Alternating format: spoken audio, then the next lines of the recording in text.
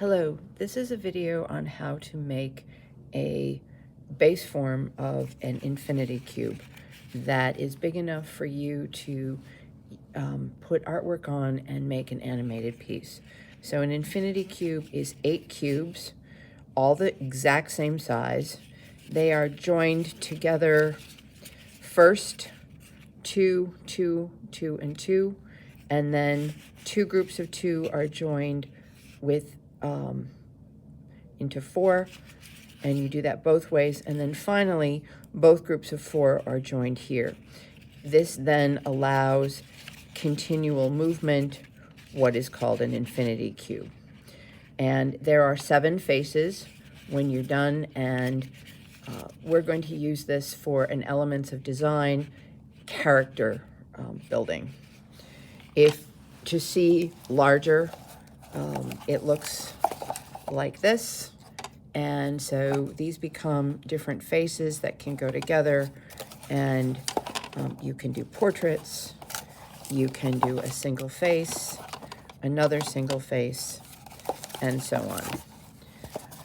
Now, to get them the right size, you need to use pattern pieces, and for this class, this is high school, you're going to need a ruler.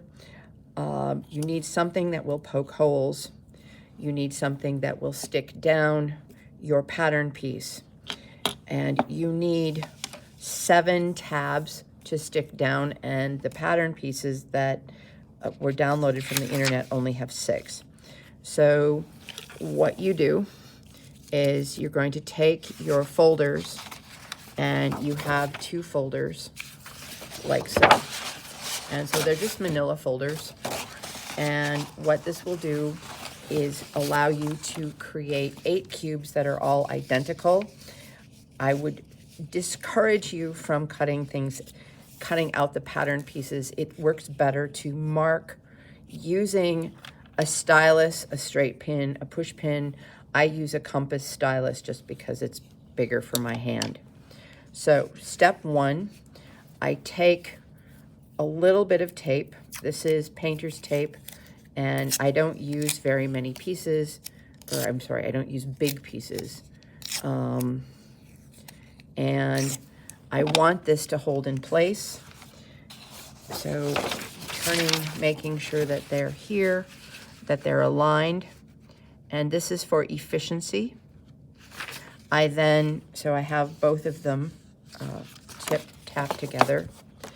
I take the pattern piece, anchoring it to this front one, and then wrapping it around to the back one, and taping it down. Painter's tape works like Post-its, and the adhesive lets go and re-sticks, and so that you can use it multiple times. You're then going to use the stylus, and in this class we use the Circle Master compass because it allows you to put paintbrushes and various other things into this. And so I turn this, and I'm going to poke a hole at every intersection. And if it makes it easier, I can mark the intersections where I'm going to poke here. Now, as I said, there's a glitch in this pattern that I downloaded from the internet, which is there are 6 tabs, and I need 7, one that would connect this to this. So using my ruler, it's 1/4 of an inch. I'm going to add 1/4 of an inch with a pencil to my pattern piece, and then they're cut at an angle, and what that does is it allows them to fit better without bulking in the corners. There's a couple of steps, but the goal here is to make it work exactly. Now, the same is true over here on the second pattern piece, is to add a tab. So adding 1/4 of an inch over here, and putting in a diagonal like so, adding to your pattern. I also noticed that the copier did not fully print off this edge, and each square has to be the same size. So this is 1 3/4. And so this one needs to be 1 3/4. And so I will add a line here on either side of my ruler and go this way. You'll have to repeat this when you move the pattern piece on the one because it's not on the pattern. So I'm here like so. I've added it that size. The next step is to go through and poke holes. And so I slide my hand underneath, but near. My fingers are spread in between so that I can poke, and it's going through poking all the way around. Please do not poke yourself. It hurts. And at every intersection, please poke a hole.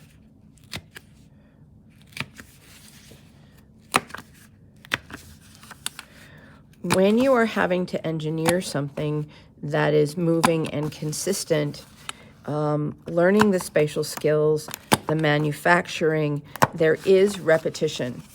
And this is to get a shortcut to get 8 identical cubes by not cutting it out. They're all going to stay the same size. So I have all of that. And so I'm going to flip it over, and I will do that for both of them. Wanting to keep this video shorter, I'm going to now take my ruler and mark with a pencil what I need to do. So I'm going to line up and just start one here and connect dots.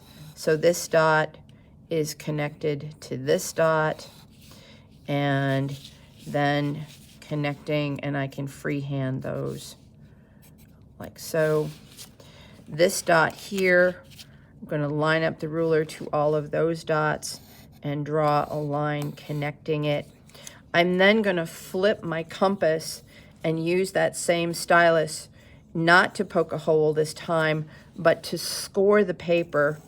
And what this will do is that after you cut, it will allow tabs to fold cleanly. And so the pencil is for sight and the stylus is for bend, so that your work comes out neatly.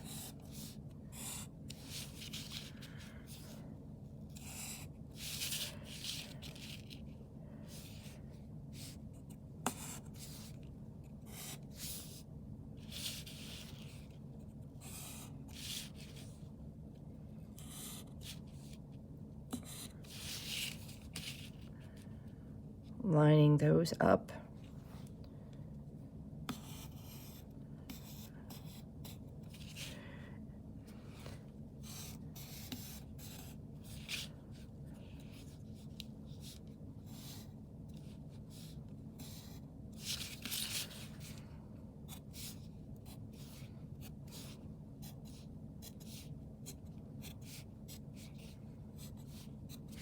So once I have all of the parts of the cube, I go back in and I scored that first one. I now have to repeat that action to score so the fold is clean.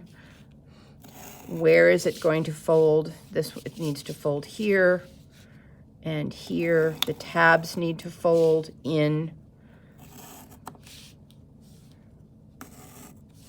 Don't hesitate to turn your paper.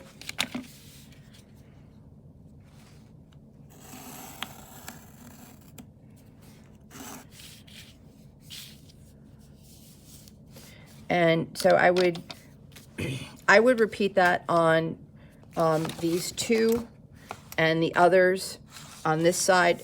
Lift up your pattern piece and go over here. But I don't want to take all of your time. So the next step for the cube, pull the tape, and because you've doubled it up, you already have this, and you probably even have some of the scoring. You will next then cut out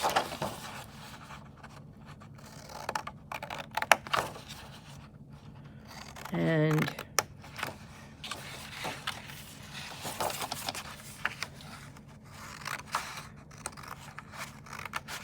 trying to keep your work efficient.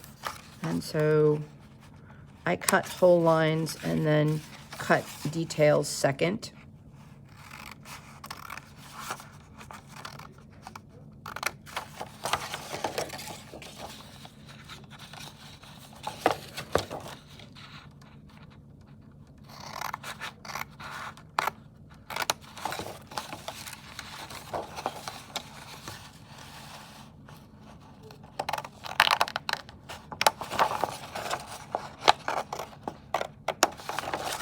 Remember, you're going to have another one upside down right there.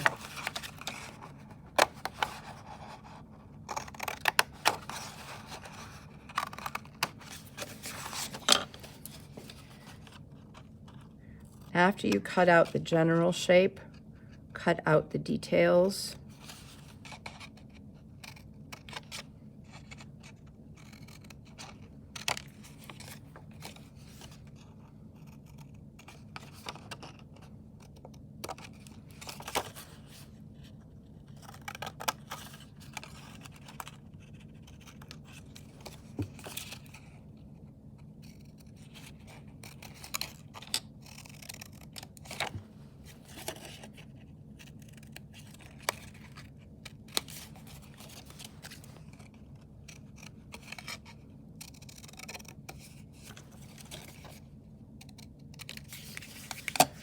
So once you have it cut out, set your things aside, set your other bits aside. I prefer liquid glue because it holds better. And yes, that fold is there. You are going to be covering those up. I go through with my ruler. I then pull all of the tabs and all of the folds with a ruler to keep the lines straight. And this will allow the cube to move.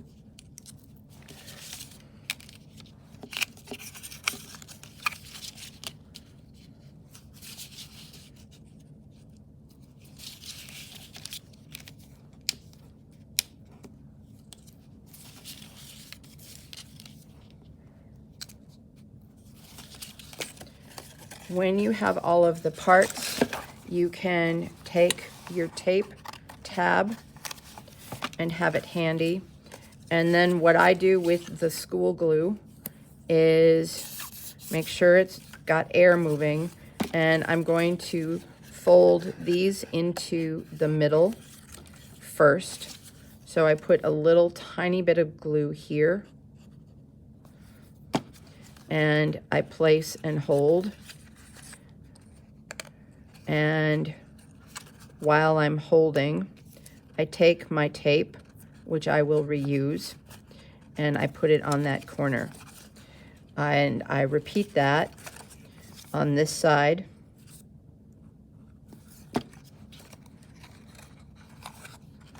Holding it in place.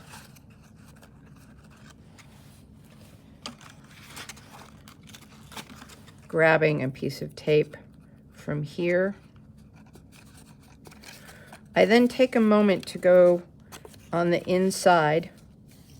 Excuse me, the lights just blew out.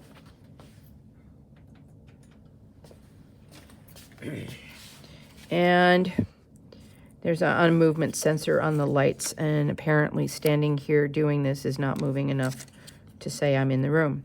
So I'm pushing that down in. I'm then going to repeat it on this side. A little bit of glue here and here, and holding that in place.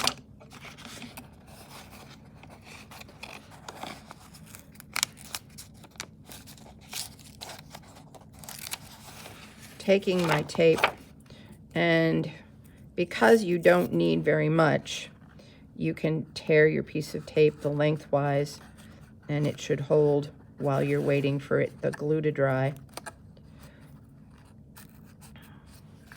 And then, so over here, this side is dry. I'm going to put the tabs, and that side isn't. I'm going to put glue again here, here, and here. Folding that in, folding that down, and making my cube. I can take this off of the back side and reuse it here on the front, on the top. That's how you make one cube. You need to make 8 cubes, and in order to make the infinity cube from there, and you'll get pieces of fabric tape. Once you have all of your cubes, you'll take your scissors and this fabric tape and scissors, here we go, cut off fabric strips, and that will allow you to attach your cubes together so that it becomes a working object. Thank you for your time and attention. I look forward to seeing your basic cubes.